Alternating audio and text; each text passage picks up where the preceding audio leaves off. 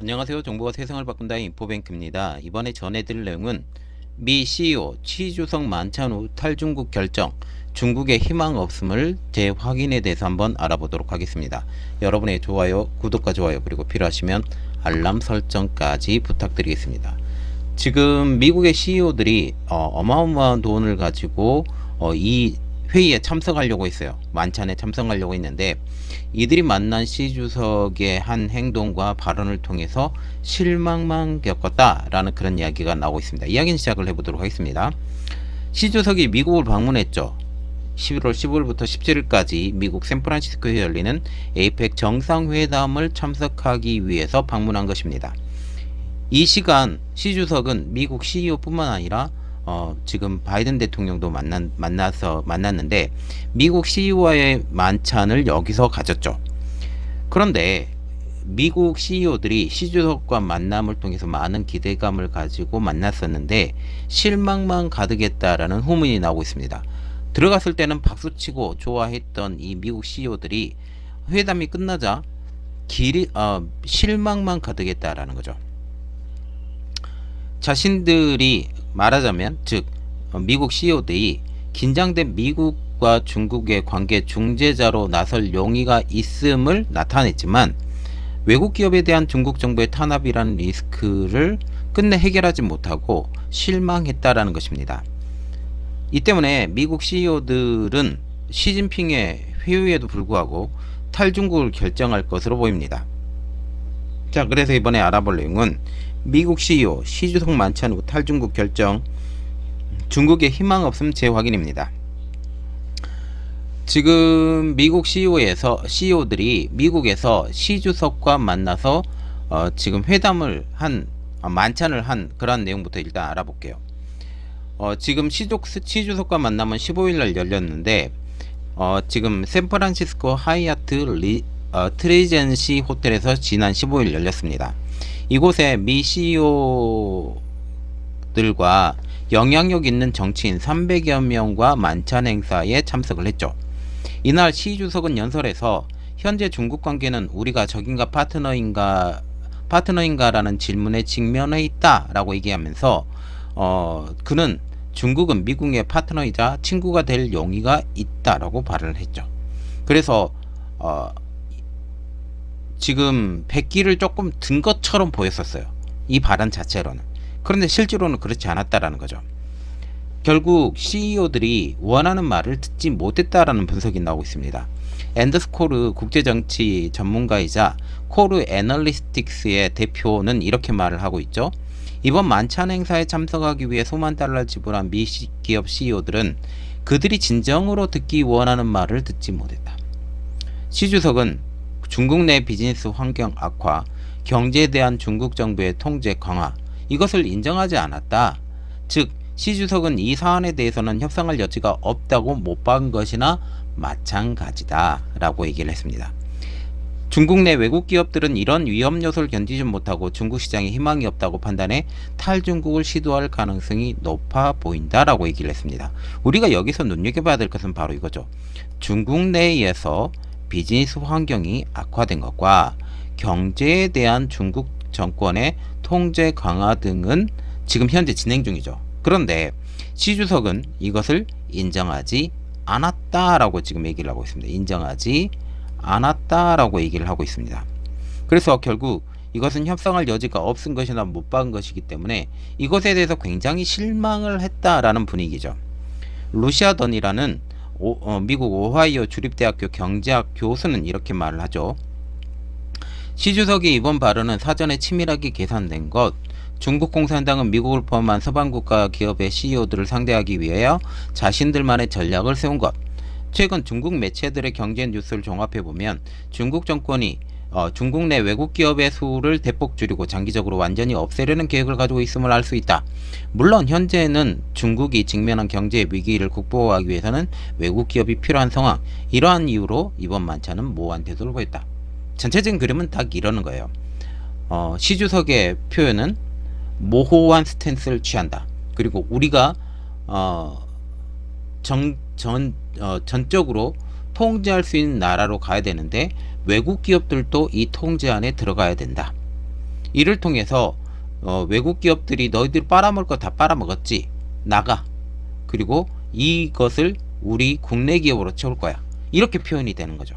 한번 계속 이야기는 해보겠습니다. 그러면서 외국 기업들의 자본이 유출되었다라는 소식도 들려오고 있죠. 중국 주식시장에서는 2023년 1월부터 7월까지 주식시장에서의 외국 자본 전체의 약 75%가 빠져나갔다고 합니다.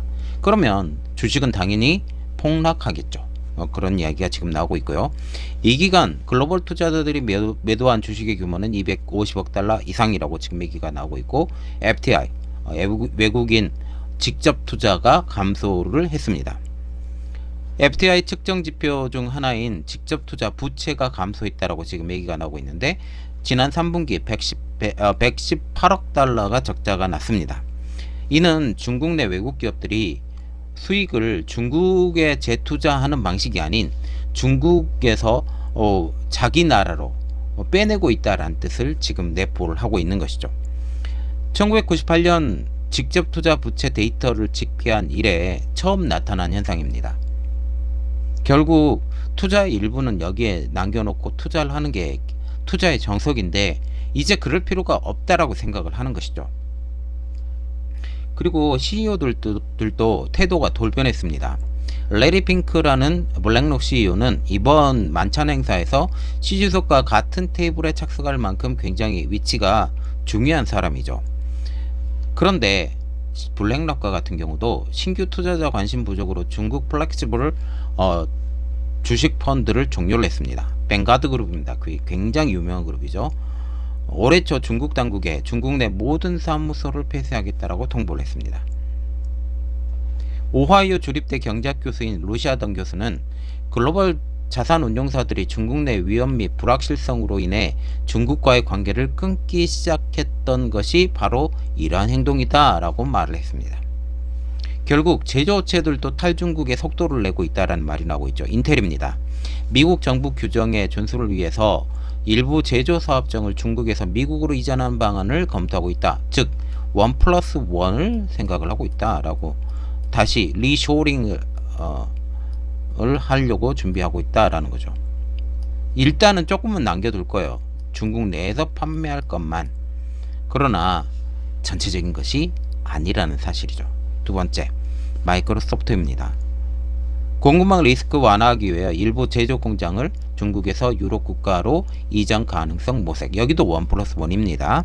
델, 여기도 1+1인데 비용 절감 및 효율성 개선 등을 위하여 탈중국 갱렬에 동참했는데, 일부는 남겨둘 거예요. 일부는 남겨두는데 그거는 중국 내수용만, 그리고 해외 수출용은 이제 여기서 생산하지 않겠다라고 얘기를 하는 것입니다. 루시아 던이라는 오하이오 주립대 경제학 교수는 이렇게 지금 얘기를 하고 있죠. 중국 개업 개방 초기에 서방 기업들은 중국의 거대한 소비 시장, 저렴한 제조 비용, 이러한 모든 것들에 매료돼 경쟁적으로 중국에 진출을 했다. 그런데 최근 들어 이러한 요인들이 사라짐에 따라 기업들의 탈중국 움직임을 보이고 있는 것, 금융 및 민간 부분에 대한 중국共産党의 통제 강화는 이런 흐름을 더욱 가속화할 것. 이것 좀 분석을 해봐야 되는 내용인데, 자, 중국 개혁 개방 초기 우리나라 기업들도 많이 갔죠.